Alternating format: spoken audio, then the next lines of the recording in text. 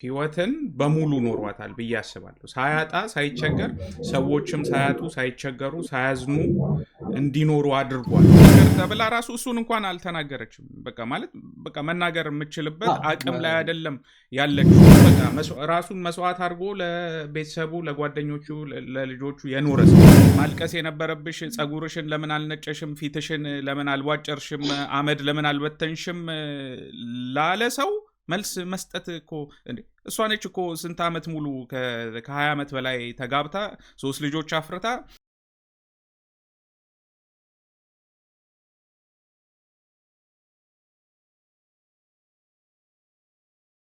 ሰላም ጤና ይስጥልን። የኢትዮ ኢንፎ ሚዲያ ተከታታዮች እንደምናላችሁ። እንኳን በሰላም የኢትዮ ኢንፎ ፖድካስት ላይ ተገኛችሁ። እኔ እስክንድር ነኝ ከፊንላንድ። እንደዚሁም ባልደረባዬ ቁም ነገር ደግሞ ከኢትዮጵያ ከአዲስ አበባ ይገኛል። እንግዲህ አሁን ወይ 3ኛ ክፍል ማለት ነው ይሄን ስናቀርብ በተሻለ መጠን ቶሎ ለማቅረብ እየሞከርን ነው። ከሰሞኑ እንግዲህ ባለፈው ሳምንት አነጋጋሪ ከነበሩ ጉዳዮች እንደዚሁም የራሳችንን እይታ ለማካፈል ተገኝተናል ማለት ነው። አብራችሁን እንድትቆዩ እንጠይቃለን። እንዴት ነህ? ቁም ነገር ሰላም ነው ወይ? እንዴት ነህ? እንዴት ሰናበታችሁ? እንዴት ናችሁ አድማጭ ተመልካቾቻችን? ባለፈው ሳምንት አንድ ፕሮግራም አጋርተን ነበር። እሱም ፕሮግራም ነፃነት ወርቅነህ እንግዲህ ካለፈ አይ ቲንክ አሁን ወደ 3ኛ ሳምንቱ እየሄደ ነውና ከዛ ጋር ተያይዞ ጋዜጠኛ ቴዎድሮስ ተክለአረጋይ ያጋራውን ጽሁፍ እዚህ አዘጋጅተን አቅርበን ነበረ። ቤተሰቦቹ ያሉበት ችግር እና የሆነ ሰው እኔም ራሴ በፊት ላይ ሊታከም ሲል ይዋጣለት ይሰብሰብለት ስል አይ ነፂ ያጣው ነገር የለም ብላችሁ ነበር። አሁን ግን እውነታውን ስሙ፣ ቁርጡን ወቁ። ነፃነት ወርቅነህ ምንም መኪና የለውም፣ ቤት የለውም። ባንክ አካውንቱ ራሱ ታግዶ በጓደኞቹ ነው የሚጠቀመው። እንዳለ ብዙ ገንዘብ ያገኛል፣ ግን ብዙ ገንዘቡን ነበረ ወደ ውጭ ሀገር ለልጆቹ ማስተማሪያና ህይወት መምሪያ ሲልክ የነበረውና ተብሎ ነበረ። አንዳንዶች እሱን ካጋራን በኋላ ራሱ የቤተሰብ ሚስጥር እንደማውጣት ያዩትም ነበሩ። አሁን ግን ትላንትና ኢቢኤስ ላይ ቀርበው ቤተሰቦቹ የቤተሰቦቹ ጓደኞችም ቀርበው ያ ነገር እውነት እንደሆነ እና በአሁኑ ሰዓት እንግዲህ እውነተኛ እገዛ እንደሚያስፈልጋቸው ተናግረዋል። እና ስለሱ ትንሽ ነገር ማለት ከቻለን እንደዚሁም ደግሞ ሊዋጣ የታሰበበትንም መድረኮች በባለቤቱ አካውንት እና እንደዚሁም ደግሞ እንትን አለ ጎፈንድሚ አካውንትም አለ፣ እሱንም ለማስተዋወቅ ነው። ያ እውነት ለመናገር አሁን የኛው ፕሮግራም ከመጫኑ በፊት ያ ከዚህ ጉዳይ ጋር ተያይዞ ከነፃነት እንግዲህ ቤተሰቦች ተያይዞ የተወሩት ነገሮች ምንድናቸው፣ እንደዚሁም ህልፈቱ አስመልክቶ የተለያዩ የተሳሳቱ መረጃዎች ወጥተው ነበርና እነሱንም ክሊር የሚያደርግ መረጃዎች ናቸው። ትናንትና ኢቢኤስ ላይ እንግዲህ የነፃነት እህትና ወንድም እንዲሁም ጓደኞቹ ቀርበው ብዙ ነገር ብዙ ጥያቄዎችን መክፈቱን አንዳንዶች እንግዲህ ብዙ ውዝግብ ያስነሳው እንደምናስታውሰው የደረጀና የገነት ንጋቱ ቆይታም እንደዚሁ በዛ ቆይታ ላይ በእግሩ ሄዶ ሆስፒታል እንግዲህ ያረፈው የሚል መረጃ ወጥቶ ነበር እንደሚታወቀው። ከዛ በኋላ ደግሞ ሰይፉ እንደዚሁ ቤት ውስጥ ነው ያረፈው የሚል መረጃን ተናግሮ ይሄ ነገር እንዴት ነው ሊጣራ ይገባል የሚሉ ከዛም ከዚህም ትክክለኛው መረጃ ምንድነው የሚለውን ነገር ብዙዎች እየጠየቁ ነበር። ለሱም የሚሆን ክሊር የሆነ ምላሽ ተሰጥቶበታል። ስላለው ሁኔታም ነፃነት እንግዲህ ቅድም አንተ እንዳነሳው በፌስቡክ ገጽ ላይ ከገንዘብ ጋር ተያይዞ ታገደ ብዙ ገንዘቦችን በሌላ ሰው አካውንት ትራንስፈር እንደሚያደርግ እንደሚተናግሮ ነበር። እሱንም ተከትሎ እንደዚሁ ግልጽ ያለ ነገር ጓደኛው አስናቀ ሰጥቷል። ምንድነው የተፈጠረው ከዚህ ከገንዘቡ ጋር ተያይዞ ያለው ነገር? ባለቤቱ ከተወልደ በየነ ወይም ተቦርነ ጋር በነበራት ቆይታ እንደዚሁ ቤተሰቡን ይረዳ እንደነበረ በየአንዳንዱ ጥቃቅን ነገር እንግዲህ እያወሩ ለልጆቻቸው ውሳኔን እንደሚወስኑ ተናግራለች። እንግዲህ ተወልደም ነፃነት እዚህ እየጠራ ለልጆቹ ድጋፍ ያደርግ እንደነበረ ተናግሮ ነው እንግዲህ ጎፈንድሚ አካውንት መከፈቱን ያስታወቁት። እውነት ለመናገር ይበል የሚያሰኝ ነው። እዚህም በትናንትና ኢቢኤስ ላይ በነበራቸው ቆይታ እህቱ፣ ወንድሙ እንደዚሁ ማስላክና ሌላ አንድ ጓደኛው በነበራቸውም ቆይታ እንደዚሁ ያነሱት ነገር ምንድነው? ያው ነፃነት ቸር ነው። ነፃነት ኪሱ ገንዘብ ካለ ለሁሉም ይሰጣል፣ ያለውን ነገር በሙሉ ያካፍላል ነው እንጂ ቅድም እንዳልኩ የአካውንት መዘጋት ፌስቡክ ላይ እንደተጻፈው መዘጋት ገንዘቦችን በሌላ ሰው ትራንስፈር ነበር የሚያደርገው የሚለው ነገር ፍጹም የተሳሳተ ነው የሚል መረጃን አጋርተዋል። እንዳልኩ ከህልፈቱ ጋር ተያይዞ እንደዚህ ተነስተዋል። ይኖር የነበረውም ሲኤምሲ አካባቢ ከባለቤቱ እናት ጋር እንደሆነም ነው ግልጽ ያለ ነገር የወጣው። በዚህ ቤታቸውም ብዙ ነፃነት ወርቅነህ ከዚህ በፊት በሰራነው ፕሮግራም ብለናል ካስታወስ። ነፃነት ወርቅነህን በአርት ነው የምናውቀው፣ የጥበብ ሰው ነው። ስለዚህ እሱን እያዩ እሱ መሆን እየፈለጉ ላደጉ ልጆች ወይም ደግሞ ለሚያድጉ ልጆች የሆነ በሱ ስም አርትን ፕራክቲስ የሚያደርግ ተቋም ያስፈልጋል የሚል ሀሳብ አንስተን ነበር እና ልክ እነዛው ያንን ሀሳብ የሚደግፍ እንግዲህ በወዳጁ በጓደኛው በአስናቀ በኩል ጥሪ ቀርቧል። መንግስት ይህን ነገር ድጋፍ ያደርግልናል ብለን እናስባለን። ስለዚህ ለስሙ ቋሚ የሚሆን ማስታወሻ መስራት የሚችልበት ነገር ቻለን የሚል በዚሁ ምላሽን ሰጥቷል። ኢቢኤስም ይበል የሚያሰኝ ስራ እንግዲህ ሰርቷል። ከዩቲዩብ ገቢ ጋር ተያይዞ የነፃነት ወርቅነህን ስራዎች በሙሉ እንግዲህ በዩቲዩብ ላይ ያላቸውን ገቢ በሙሉ ለቤተሰቡ ድጋፍ እንደሚያደርግ ቃል ገብተዋል። ትላንትና የሚተላለፈው ፕሮግራሞች ሁለቱን ማለት ነው እንደምናስታውሰው ኡራኤል ላይ የሻማ ማብራት ስነስርዓት ነበረ። ስለዚህ ያን ፕሮግራምም ኢቢኤስ እንግዲህ በዩቲዩብ ቻናሉ ኢቢኤስ ወርልድ ዋይድ የሚገባው ገቢ በሙሉ ለቤተሰቡ እንደሚሆን ተናግረዋል። እንዳልኩ ነው የነፃነት ወርቅነህ ህልፈት የሆነ ሰው ብቻ አይደለም፣ የሆነ ግሩፕ ብቻ አይደለም፣ ሁሉንም ይመለከታል። ስለዚህ ሁሉም ይወደዋልና የእሱን ቤተሰብ የመጠበቅ እሱ ያረጋቸው የነበረው እሱ ይደግፋቸው የነበሩትን ቤተሰቦቹን ልጆቹን የመደገፍ ኃላፊነት እንግዲህ የወዳጆቹ የአድናቂዎቹ ሆኗልና በርካቶች አሁን በተከፈተው የጎፈንድሚ አካውንት ድጋፍ እያደረጉ ነው። በርካታ እንግዲህ ገንዘብ እየተሰበሰበ ነው። ይበል የሚያሰኝ ነው። እንግዲህ ጎፈንድሚ ላይ ተቀምጧል። ከስርም እናያይዝላችኋለን። እንግዲህ አሁን ይህን ቀረጻ እስከምናደርግበት ድረስ እንግዲህ በጎፈንድሚ ወደ $33,000 አካባቢ እንደተሰበሰበ ነው መረጃዎች ያሉት።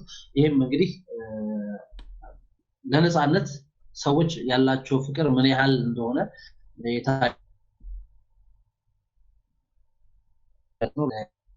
ነው። እንደዚሁም ደግሞ የተለያዩ በአሜሪካ ያሉ ባለቤቱ በንጹህ ዘር በላይነህ የተከፈቱ አካውንቶች ይፋ ሆነዋል። ስለዚህ የተለያዩ እርዳታዎች እየተሰበሰቡ ነው። ይህ ይበል የሚያሰኝ ነው። እንግዲህ የልደቱን ቀን አሁን ልደቱ ይከበራል። ይህንንም የልደቱን ቀን ለሱ ማስታወሻ ተደርጎ ጥሩ ፕሮግራም ለማዘጋጀት እንደዚሁ የተለያዩ እንቅስቃሴዎች እየተደረጉ እንደሆነ ነው የተሰማው።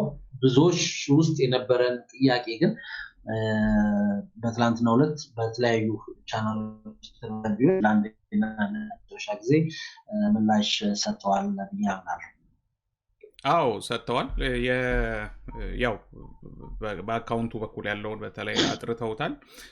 ብዙዎች ጋር ግን ስቲል በቃ ነፃነት በህይወት ባለ ሰዓት ሙሉ ነገሩን መስዋዕት አድርጎ ሲኖር የነበረ ሰው እንደሆነ ነው እንግዲህ እኔ አሁን ያስተዋልኩት። በግል እንትኖቹን ስሰማ ያው ጓደኛው አስናቀም አካውንቱ ላይ ምንም እንደሌለ ታግዷል የሚለውን ሳይሆን ምንም ገንዘብ እንደሌለ ተናግሯል። በቃ ያገኘውን ሁሉ ለቤተሰቡ፣ ለልጆቹ፣ ለጓደኞቹ አካፍሎ የሚኖር ሰው እንደነበርና ያን ነገር ሳይ እውነቴን ነው ማለት በጣም ነው ማለት ልቤ ተሰበረ ማለት ይከብደኛል። ግን በቃ ህይወትን በሙሉ ኖሯታል ብዬ አስባለሁ። ሳያጣ ሳይቸገር፣ ሰዎችም ሳያጡ ሳይቸገሩ ሳያዝኑ እንዲኖሩ አድርጓል። በቃ ብዬ ነው ማስበው። ለምን አሁን ዓለማችንም እናውቀው ነው የገንዘብ ዓለም ነው። በተቻለ መጠን ብዙ ገንዘብ አጠራቅመን ልንኖር የምንፈልግባት ዓለም ነች። ከዚህም ከዚያም አይደለምና በንጹህ ላብና ደም የመጣ ገንዘብ ተሰርቆም ለማከማቸት የሚካሄድባት ዓለም ነች እና ያንን ነገር አልፈን አሁን ነፃነት ያለበትን ደረጃ የምናውቀው ነው አይደለ? በማስታወቂያ ስራ ነፃነት ከነ ሰራዊት ፍቅሬ ከነ ሰይፉ ፋንታሁን እኩል ባልተናነሰ በቃ ቲቪ ላይ ከጠዋት አሁን ባለፈው ሰራዊት ፍቅሬ ተናግሮ ነበር። ቲቪ ላይ ከጠዋት እስከ ማታ አለው ብሏልና በዛ ደረጃ ነበረ ነፃነትም፣ በዛ ደረጃ ነበር ተወዳጅነቱ። ማለት ብዙ የባንክ ማስታወቂያዎች እንትን ያልሰራው የለም። የሚያቀርብበትን መንገድ የተለየ ስለሆነ ተወዳጅ ነበርና በዛ ደረጃ በደንብ ማለት ይሄ እንዴት ነው የቢዝነሱም ስራውም የሰመረለት ሰው ነበርና ከዛ አንፃር ሰው የሚጠብቀው አለ አይደለ? የሆነ 3 ፎቅ ነው ቤቱ፣ 5 መኪና አለው ምናምን የሚል ነገርና በቃ እኔ ያሳየኝ እሱ በቃ ራሱን መስዋዕት አድርጎ ለቤተሰቡ፣ ለጓደኞቹ፣ ለልጆቹ የኖረ ሰው ነበር እና ይሄ ነገር ሰዎች ጋር እንዲቀር እፈልጋለሁ ከምንም በላይ። አሁን አንዳንዱ ከማብጠልጠል ማለት እንዴት ገንዘብ ሳትይዝ ሞኝነት ነው ወይ የዋህነት ነው ወይ ምናምን፣ በቃ ተፈጥሮ ከሆነ ተፈጥሮ ነው። ሁላችንም ስንሞት እኮ ምንም ይዘነው የምንሄደው ነገር የለም፣ የታወቀ ነው። በእርግጥ ለቤተሰቦች ለልጆች የምናስቀምጠው ነገር ቢኖር ጥሩ ነበር፣ ግን እኛ አይደለንም ለልጆችም ለቤተሰብም ያለን እኛ እንመስላለን እንጂ ያለው ፈጣሪ ነው፣ እግዚአብሔር ነው የሚያኖራቸው መጨረሻ ላይ እና ይሄ ነገሩ ማለት በቃ ይሄ ስግብግብ ያልሆነ ባህሪ እንደነበረበት ከመላው ደግሞ ኢትዮጵያ የሚያዘንለት በዛ ምክንያት ነው ብዬ እንዳስብ አድርጎኛል። ማለት የሆነ ምን ገምተው ነገር አለ ትንሽ እንኳን ቲቪ ላይ የሚታዩ ሰዎች እኮ በቃ ገንዘባቸው ምናምን ይባላል እኮ ያላቸው ገንዘብ እና እንትን የሚባልበት ቦታ ላይ ነን ያለ ነውና እሱ ነገር አስገርሞኛል። ሌላው አንዳንዱ ሰው እንትና ይሄ ምንድነው በቃ ይሄ ትችት ወይ ደግሞ የሆነ ነገር ማድረግ አያጣውም አይደለ? ለምንድነው 500,000 ምናምን እያሉ ጽፈው አይቼ ነበር እና ሰው እዛ ላይ ትኩረት ባያደርግ ማለት የፈለጉትን አድርጉ ነው እንጂ የተባለው ዝም ብሎ እንደ እንትን ተቀመጠ እንጂ መስጠት የሚችል 1 ሚሊዮን ይስጥ፣ 100 መስጠት የሚችል 100 አንድም መስጠት ከቻልክ 1 መስጠት ነው። መጸለይም ከሆነ ደግሞ በጸሎት አገዛቸዋለሁ መጸለይ ነው እና እንደዛ አይነት እንትን ውስጥ መግባት እኔ ባለቤቱን ለመጀመሪያ ጊዜ ነው አይደለ የተቦርና ያቀረባት እና አዎ እና ብዙ ጊዜ ስብራቷ እውነት ለመናገር ብዙ ጊዜ ለሚዲያ ላይ መቅረብ እንደማትችል እሱም ደጋግሞ ይናገር ነበር። እሱም ይናገራል። ኢቨን እንትኖችም ተናግረዋል፣ ጓደኞቹም ተናግረዋል። እዛ ቦታ ላይ የሚዲያ ሰው አይደለችም። አሁን እንደውም እኔ የገረመኝ ምንድን ነው ሜይቢ ኮምፈርተብል የሚያረጋት ሰው ትፈልጋለች ወይ ሜይቢ ተቦርነን ስለምታውቀው ለማውራት ይቀላታል ወይ ቤቷ ውስጥ ሆና ደግሞ ሲሆን ቀሏት ነው ወይ? ለምን ኢቢኤስ ላይ ተቀርጻ የሆነ መሄድ ትችል ነበረ፣ ግን ያንን ያላረገችው በቃ ከኮንፈርቷ ውጪ የሆኑ ነገሮች ናቸው። ግን ዞሮ ያም ብቻ ሳይሆን አሁንም እንደው ይቀርባት ይሆናል እንጂ የተቦርነ ቢቀርባትም ሚዲያ ላይ ግን ማውራት ማትችል ያየንበት ቆይታ የሆነ ምንም አላወራችሁ እውነት አይደለም። እዛም እንኳን የቅርብም ሰው እንደው ብለን እንኳን ብናስብ ማውራት እንደማትችል በቃ በግልጽ እና ደግሞ ሀዘኑ የበለጠ በጣም የተሰበረ ሰው ነው ያየነው እዛ ላይና ኢቨን ያለውን በቃ ያለባቸውን ችግር ራሱ አስረጂ ማለት ምን ያህል ያግዝ ነበር ይረዳ ነበር አሁን ያላችሁ ችግር ተብላ ራሱ እሱን እንኳን አልተናገረችም። በቃ ማለት በቃ መናገር የምችልበት አቅም ላይ አይደለም ያለችው ማለት የሆነ ሁላችንም ባይዘዌ ይሄንን ነገር አይተነው የምንረዳው ነገር ቀላል የምንረዳው ነገር ነው። ይሄ የምንሰነጣጥቀው ሳይሆን መረዳት ያለብን ጉዳይ ነው። የቤተሰብ አባል የምናውቀው ሰው ምናምን ከቤት ውስጥ አንድ ማገር የሚባል ሰው ሲሞት በቃ ኮምፓስ ነው የሚጠፋብህ ማለት ወዴት አቅጣጫ ነው የሚሄደው ምንድነው አሁን ከዚህ ቀጣይስ ምንድነው የሚለው ነገር ጭንቅላቷን ሙሉ ለሙሉ ተቆጣጥሮታል። አሁን ሐዘኗና ድንጋጤዋ አንድ ላይ እስካሁን አላመንኩም ነው አይደል የምትለው። በቃ እኔ ላምን አልቻልኩም። እንዴት አጣሁት እንዴት ብዬ ነው እያሰብክ ያለሁት የምትለውና የሁሉም ሰው ድጋፍ የሚያስፈልግበት ጊዜ ነው። ለሌሎች ሰዎች ራሱ ያረገችው ይቅርታም በጣም ገርሞኛል።